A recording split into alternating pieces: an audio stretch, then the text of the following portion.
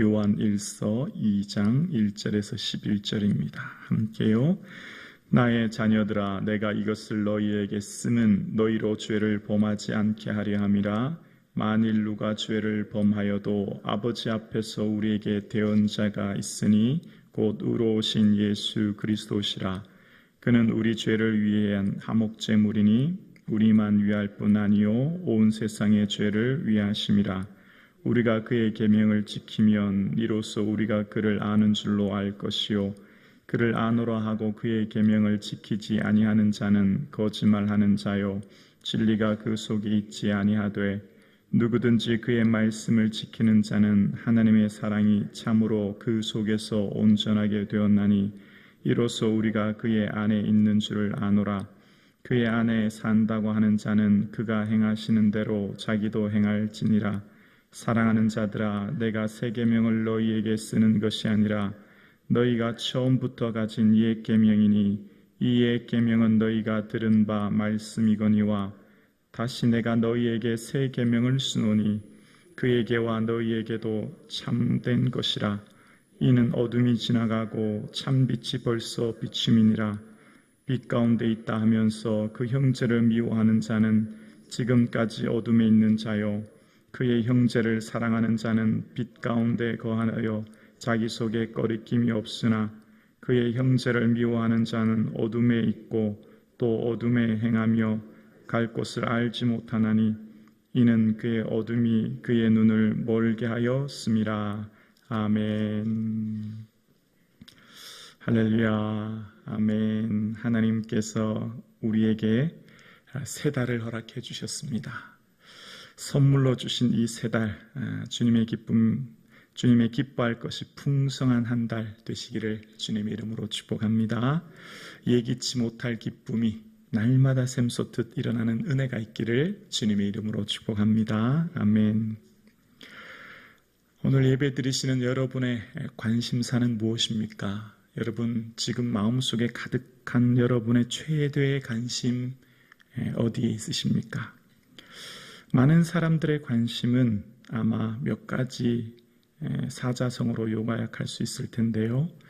무병장수, 소원성취, 만사형통 이런 걸로 정의할 수 있을 것입니다. 건강하게 오래 사는 것, 내가 계획하는 일마다 다 잘 되는 것, 그래서 이 세상에서 내 원하는 내 모든 것대로 살며 누리는 삶을 모든 사람들은 꿈꾸지요. 할 수만 있다면 이 세상에서 더 많은 것을 소유하고 성취하는 것.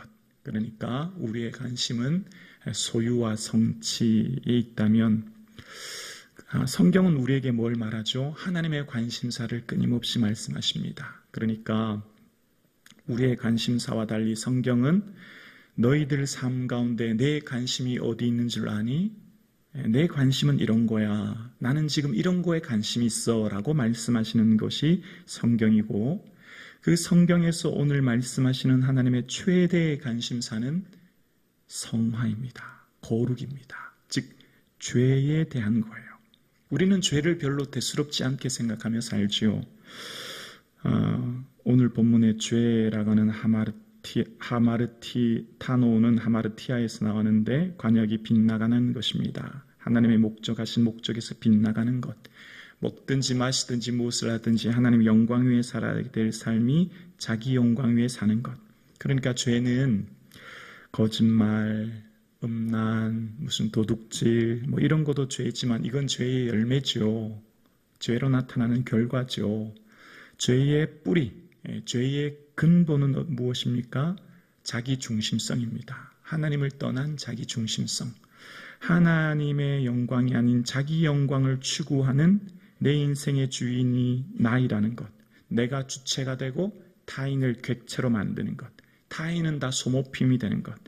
그래서 인생의 모든 근본적인 삶의 태도가 자기 이익의 극대화에 있는 것.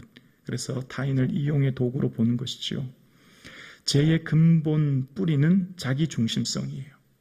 그래서 이 죄를 이기기 위해서는 날마다 자기를 부인하고 십자가를 지는 자기 부인의 삶이 있어야만 예수 그리스도가 주인 되는 삶을 살게 된다는 것이지요.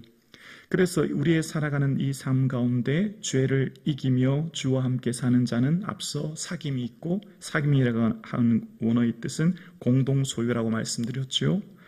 내가 주체가 되는데 서로가 주체가 됩니다. 타인을 인정합니다. 소유권을 넘길 수 있게 됩니다. 공동 소유하러 하게 되므로 나와 너가 하나 되는 우리가 되는 것입니다. 사귐 안에 우리가 되어집니다. 성령님은 어떻게 하신다고요? 분리하게 하시는 게 아니라 우리가 하나 되게 하신다는 것이죠. 일치하게 하신다는 것입니다. 그래서 그렇게 살고자 하는 자는 어떻게 해야 된다고요? 그 죄를 어떻게 해결할 수 있나요? 잿물로 씻거나 비누로 해결 받을 수 있는 게 아니라 바로 예수의 피가 우리를 모든 죄에서 깨끗게 하시고, 그 죄를 자백하는 자마다 하나님께서 미쁘시고 우루사 죄사함 얻게 된다라고 이야기합니다. 그러면서 오늘 본문에 이것을 쓰는, 그러니까 이것을 기록하는 근본적인 이유는 뭐라고요? 죄를 범하지 않게 하려 한다라고 1절에 이야기합니다. 그러니까 하나님의 최대의 관심사는 우리의 삶이 거룩하게 살기를 원하시는 거예요. 하나님은 우리의 삶 가운데 거룩함을 온전히 이루는 성화의 삶을 살도록 바라시고 원하시는 거지요. 그런데 그렇게 살다가 만일 누가 죄를 범하여도 라고 이야기합니다. 죄를 짓지 않기 위해 애쓰고 노력하지만 연약한 우리의 삶이 넘어질 수 있고 실수할 수 있죠. 그럴 때 기억하라는 거예요. 낙심하지 말고 대언자 대신 예수 그리스도가 계시니 그 예수 그리스도를 인하여서 오신 그분은 화목제물이시니 우리 죄만 아니라 온 세상 죄를 위해 오신 그분을 생각하라 라고 이야기합니다.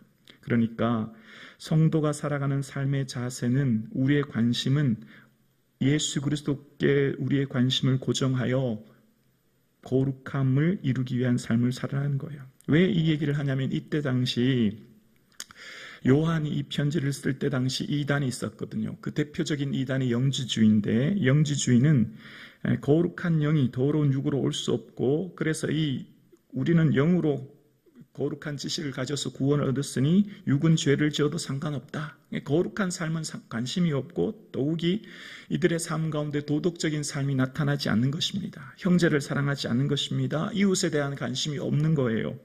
그래서 이런 영지주의 앞에서 요한은 편지를 하는 것입니다. 하나님은 예수님은 이 땅에 육을 입고 이 땅에 오셨다. 육체를 부인하는 자마다 거짓 증거요 적그리스도다라고 이야기하면서 주님과 함께 살아가는 자는 거룩한 삶을 살아간다라고 이야기하는 거예요. 이 1세기 당시 이단은 영지주의라면 21세기 오늘을 사는 우리에게 이단은 뭘까요? 저는 조심스럽게 이렇게 생각합니다. 오늘 우리 시대의 이단은 값싼 은혜주의. 값싼 은혜주의가 오늘날 이단이라고 생각해요. 많은 사람이 율법으로가 아니라 은혜로 구원 얻었다고 생각합니다. 그리고 예수 그리스도 십자가에 피 흘리심으로 어제와 오늘이나 내일의 모든 죄를 용서함 받았다고 생각해요. 그러니까 죄에 대해서 별로 민감하게 생각하지 않아요. 어차피 나는 구원 얻었는데, 어차피 나는 저 천국 백성 되었는데 라고 생각하면서 은혜를 값싸게 여기니 당연히 죄에 대해 둔감해지게 되죠. 그러니까 죄에 대해서 둔감해지는 것, 21세기 이단은 값싼 은혜주의입니다. 하나님의 관심은 우리의 삶이 거룩함을 원하시는데 우리는 그 거룩함에 관심이 별로 없는 거예요. 우리의 삶은 죄에 대해 관심이 별로 없는 거예요. 우리 삶은 이 땅에서 건강하게 오래오래 행복하게 사는 것, 부자 되는 것, 자녀가 좋은 대학 가는 것, 모든 일이 성취되고 만사 형통하는 것에 우리의 관심이 있지요. 그래서 어쩌면 오늘날 살아가는 우리의 삶 가운데 값싼 은혜주의가 우리의 신앙을 퇴색화시키는 겁니다. 오직 은혜로 구원 얻었다고 하니 다른 모든 죄의 면죄부를 받았다 생각하고 성화의 삶을 살지 못하는 거예요. 그런데 그런즉 우리가 무슨 말이요? 은혜를 더하려고 죄에게 거하가 있느냐? 그럴 수 없느니라 라고 한 로마서 6장 말씀처럼 우리는 은혜 안에 거한다고 죄를 대수롭지 않게 생각할 수 없는 것이요. 그래서 우리가 어떻게 살아야 될까요? 죄와 싸우되 피 흘리기까지는 대항하지 아니하고 라고 했던 히브리서 12장 4절 말씀처럼 우리는 피 흘리기까지 죄와 대항해야 됩니다. 처절하게 싸우며 이 죄를 짓지 않기에 몸부림쳐야 되는 거예요. 우리의 싸움의 대상은 바로 범죄하지 않기 위해 살아가는 삶의 태도, 그 자세로 살아가야 된다는 것이죠. 그러다가 만일 범죄하여도 대언자 대신 예수 그리스도가 있으니 주의 은혜를 의지하며 살라는 것이지요. 그러니까 예수님을 나는 알고 믿어라고 할 때 그 암과 믿음의 기준, 정말 진짜 믿음과 가짜 믿음의 기준이 뭐라고요? 3절 이하에서 6절, 5절까지 얘기합니다. 계명을 지키느냐 지키지 않느냐가 그 기준이라는 거예요. 말씀대로 사느냐, 말씀을 듣고 귀로만 듣고 흘러내버리느냐, 아니면 말씀을 들었을 때 내 마음에 찔림이 있을 때 그것을 가슴치며 애통하며 눈물로 회개하며 내 삶을 바꾸느냐, 변화시키느냐, 계명을 따라 지키느냐 지키지 않느냐가 거짓말하는 자냐 참말하는 자냐, 진짜와 가짜를 구별한다는 거예요. 그러니까 우리는 구원은 율법을 넘어 은혜로 받았다고 생각합니다. 조건이 아닌 무조건으로 은혜를 받은 거예요. 그런데 은혜로 구원 얻었다고 하니 행위 없어도 구원 얻는다고 착각하는 경우가 있어요. 공로 없이 은혜로 선물을 받았습니다. 그런데 은혜는 반드시 구원 얻은 삶의 행위의 삶이 드러나게 되어 있어요. 열매로가 드러나는 거예요. 그러니까 우리의 삶의 행함은 조건으로서가 아니라 열매로서 드러나는 것이죠. 그래서 행함이 없는 믿음은 죽은 믿음이 되는 거예요. 삶의 진짜 믿음은 삶으로 증명되고 드러나게 되어 있는 것이죠. 삶의 모습 속에서 그래서 행위 없는 구원이 있을 수 없는 것이 되는 거예요. 공로로 구원 얻은 것이 아니라, 조건으로 구원 얻은 것이 아니라 은혜로 구원 얻은 우리의 삶에, 구원 얻은 삶의 당연한 삶의 열매가 맺혀지는데 그것이 삶이라는 것이죠. 그래서 우리의 삶 가운데 오해하는 경우가 많죠. 율법을 지켜야 하나 지켜야 되지 않나. 율법을 지켜야 합니까? 지키지 않아도 됩니까? 율법을 지켜야 되지요. 너희 의가 서기관과 바리새인보다 더 낫지 아니하면 천국에 들어갈 수 없다고 말씀하신 주님께서는 노하는 자마다, 성내는 자마다 심판을 받게 되고, 라가라 하는 자, 얼간이라고 하는 자마다 공회에 잡히게 되고, 미련한 놈, 바보라고 하는 사람마다 지옥불에 들어가게 된다고 말씀하셨어요. 예수님께서는 내가 율법을 폐하려 온 것이 아니라 완전하게 오셨다고 말씀하고 계시죠. 자, 그러면 우리의 딜레마가 하나 있습니다. 10계명을 잘 지키기 위해 율법 13개 율법 주황을 만들었고 248개의 긍정문과 365개 부정문을 만들고 또 더 잘 지키기 위해 세부 주황으로 2100개가 넘는 세부 주황을 만들었어요. 그것을 다 지켜야 되느냐? 어떻게 그것을 다 지킬 수 있느냐? 그런데 로마서 13장에 보면 남을 사랑하는 자는 율법을 다 이루었느니라. 간음하지 말라, 살음하지 말라, 도둑질하지 말라, 탐내지 말라 한 것과 그 외에 다른 계명들이 있을지라도 내 이웃을 내 자신과 같이 사랑하라 하신 그 말씀 가운데 다 들었느니라. 사랑은 이웃에게 악을 행하지 아니하나니 그러므로 사랑은 율법의 완성이니라. 사랑하면 그 안에 다 들었다는 거예요. 2000개가 넘는 세부 조항을 다 지키려고 애쓰는 것이 아니라 남을 사랑하는 자는 율법을 다 이미 이루었다는 거예요. 그 율법을 이루는 최종 단계가, 율법은 결국 뭘 말한다고요? 사랑을 가리키기 때문이라는 거예요. 결국 율법은 우리로 말미암아 사랑하게 하는 삶을 말하고 있기 때문이라는 거예요. 그러니까 우리가 살아가는 삶 가운데 사랑은 율법의 완성이 되는 것이지요. 그래서 우리의 삶 가운데 사랑의 삶을 살아가는 것이 주님의 궁극적인 목적이 되는 거예요. 주님이 우리를 향한 궁극적인 삶의 모습이 되는 것이지요. 그래서 사랑하는 성도님, 오늘 저와 여러분의 삶 가운데 주님의 사랑하는 삶, 이웃을 사랑하는 삶이 저와 여러분의 삶 가운데 날마다 있어질 수 있기를 주님의 이름으로 축원합니다. 그러면서 7절에 말합니다. 사랑하는 자들아, 내가 새 계명을 너희에게 쓰는 것이 아니라, 자, 새 계명을 쓰는 것이 아니라 옛 계명이다 라고 하고 8절에는 또 얘기합니다. 내가 너희에게 새 계명을 쓰노니, 앞절에는 새 계명을 안 쓴다고 하시더니 이번에 8절에는 또 새 계명을 쓴다고 얘기합니다. 왜 이렇게 앞뒤 서로 맞지 않은 얘기를 하실까요? 자, 이것 뜻은 이런 것입니다. 새 계명이 아니라 옛 계명이라는 거죠. 옛 계명과 새 계명의 목적은 동일합니다. 뭐죠? 사랑이에요, 사랑. 구약의 옛 계명은 뭐예요? 10계명이잖아요. 10계명의 앞에 5가지는 하나님의 사랑, 뒤에 5가지는 이웃 사랑이지요.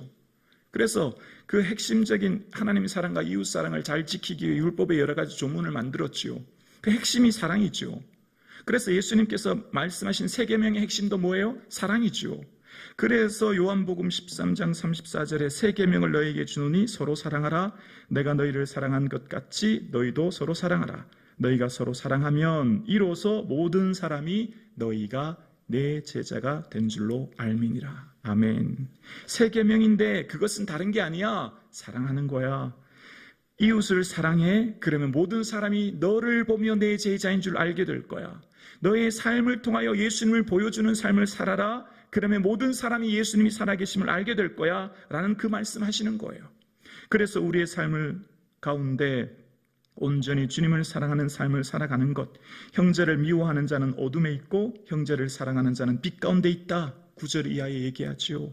그러면서 아직까지 주님을 알고 믿는다고 하면서 미워하는 자는 어둠 가운데 있는 자요, 어둠이 그 눈을 멀게 하여 아직까지도 빛 대신 주님 안에 거하지 않는 자임을 알지 못하는 자임을 이야기하는 것이죠. 그래서 오늘 저와 여러분, 예수님 내 안에 계시고 내가 예수님 안에 거함을 믿고 주님과 함께 동행하는 이 하루 될 수 있기를 주님의 이름으로 축원합니다. 주님 기뻐하는 그 삶을, 이웃을 향해 사랑하는 삶을 사는 이 하루 되기를 주님의 이름으로 축원합니다.